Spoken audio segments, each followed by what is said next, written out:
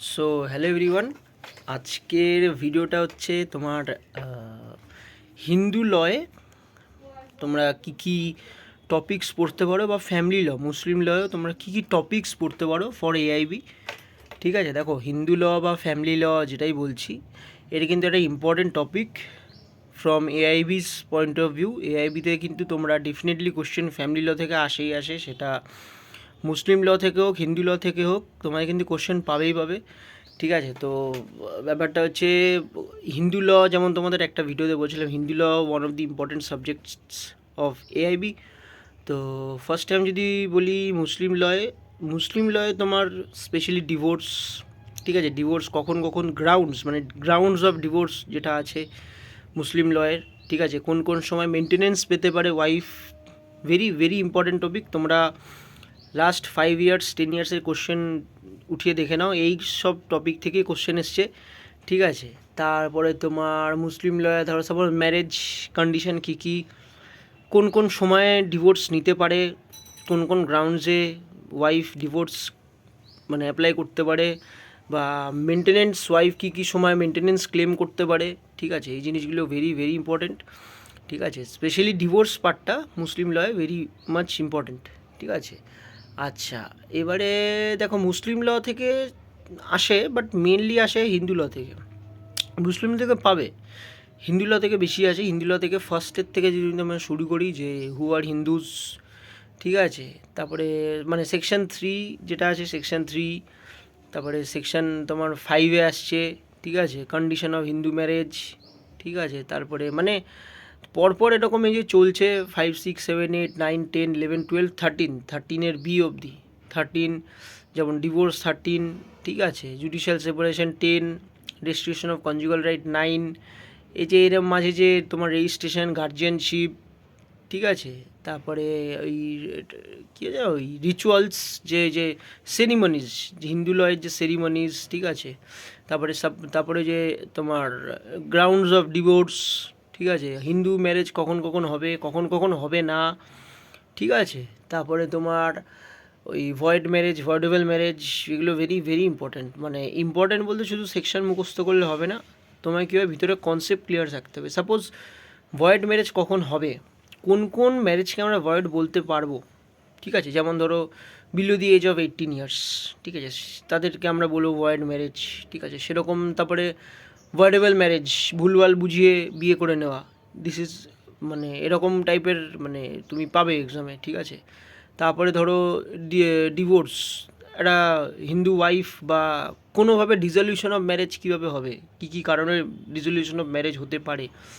ঠিক আছে, মানে একটা হাজব্যান্ড ওয়াইফের মধ্যে সে যদি মিউচুয়ালি অ্যাগ্রি করছে থাকবে না, তখন আবার ডিভোর্স বা মিউচুয়াল কনসেন্ট হয়ে যাবে, সেই জিনিসগুলো তোমাদের পড়তে হবে। তারপরে ধরো তোমার হু আর হিন্দুজের মধ্যে যদি দেখি যে কাদের কাদেরকে হিন্দু বলা যায়, এরকম আসে কোশ্চেন। তুমি যদি প্রিভিয়াসের কোশ্চেন ঘেটে দেখো, এরকম সেম কোশ্চেনই তোমরা পাবে। তুমি একবার মানে আমার জাস্ট ভিডিওটা শুনে, মানে যারা যারা ভিডিওটা দেখছো, ভিডিওটা শুনে বা দেখে তোমরা প্রিভিয়াসের কোশ্চেন ঘেটে দেখো, এরকম কোশ্চেনই পাবে।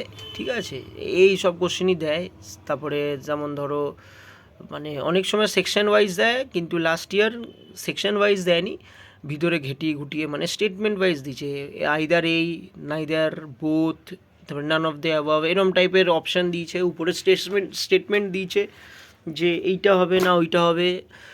তো এরমভাবে স্টেটমেন্ট ওয়াইজ কোশ্চেন দিয়েছে। তো স্টেটমেন্ট ওয়াইজ কোশ্চেন তুমি ডাইরেক্টলি সেকশন মুখস্থ করলে পারবে না, তো তোমায় ভিতরে কনসেপ্ট ক্লিয়ার রাখতে হবে।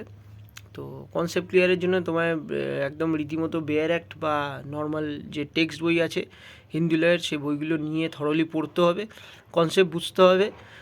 কনসেপ্ট না বুঝতে পারলে তোমরা এক্সামে গিয়ে থতমত খেয়ে যাবে। ঠিক আছে, তো এই হলো ব্যাপার স্যাপার। আগে যেমন কী হতো, হিন্দু লয়েও হতো ওরকম, যে সেকশন মানে কোশ্চেন দিয়েছে 4টে সেকশন মানে অপশানে দিয়েছে, আমি ইন্ডেক্সটা খুললাম, যারা একটু বেশি চালাক চতুর, ঠিক আছে, তারা আর কি ওই ইন্ডেক্সটা খুললো, টাক করে মিলিয়ে নিল, সেম টার্ম আছে, দিয়ে দিলাম মানে অ্যান্সার, চলো এই সেকশন ঠিক। কিন্তু এখন সেটা তুলনামূলক একটু কঠিন হয়ে গেছে। এবার এমনকি আজ থেকে ইন ফিউচার আরও ধরি 10 বছর পরেও আমি দেখি, তখন আরও কঠিন হয়ে যাবে।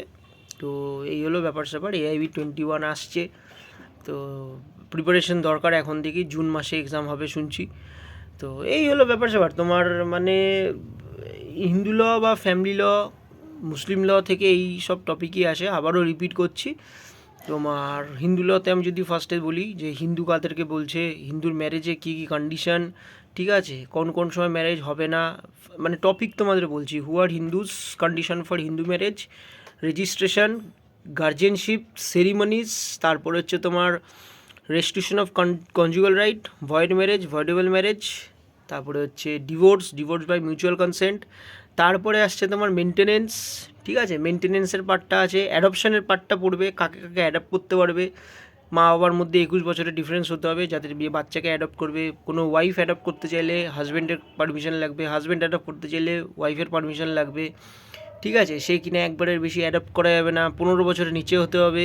তো এই জিনিসগুলো তোমার কনসেপ্ট ক্লিয়ার রাখতে হবে। এখানে সেকশন দেখো, তুমি যদি বই অলরেডি থাকবে, দুই বই থেকে সেকশন দেখে নিতে পারো, কিন্তু তুমি যদি নাই জানো কোন পার্টে কী আছে বা কী বলতে চাইছে, কোন কোশ্চেনটার কী অ্যান্সার, তুমি যদি নাই তোমার পড়া থাকে বই, তাহলে তুমি মানে বই সামনে থাকলেও লিখতে পারবে না। তো এই পার্ট, যেমন ধরো অ্যাডাপশনটা আসতে পারে, অ্যাডাপশন থেকে মাঝে মাঝে এসছে কোশ্চেন, ঠিক আছে। তো এই হলো ব্যাপার স্যাপার। প্রপার্টি মানে সেরকম একটা আসে না, বিকজ প্রপার্টিটা একটু জটিল, ঠিক আছে, প্রপার্টিটা ওরম অত কিছু ব্যাপার না, বাট ওই অ্যাডপশান অবধি তোমাদেরকে একটু ভালোভাবে কনসেপ্টগুলো ক্লিয়ার রাখতে হবে। আর মুসলিম লতে তোমার যেমন ধরো কখন কখন বিয়ে হচ্ছে, কীভাবে বিয়ে হচ্ছে, টাইপস অফ ডিভোর্স, ওদের অনেক রকম ডিভোর্সের আছে, টাইপস অফ ডিভোর্স, ঠিক আছে, তারপরে কোন কোন গ্রাউন্ডে ডিভোর্স হতে পারে, একটা মুসলিম উমেন কখন মেনটেনেন্স ক্লেম করতে পারে, এই জিনিসগুলো তোমাদের মাথায় রাখতে হবে। তো এই হলো ব্যাপার স্যাপার মুসলিম ল নিয়ে, হিন্দু ল নিয়ে বা ফ্যামিলি ল নিয়ে,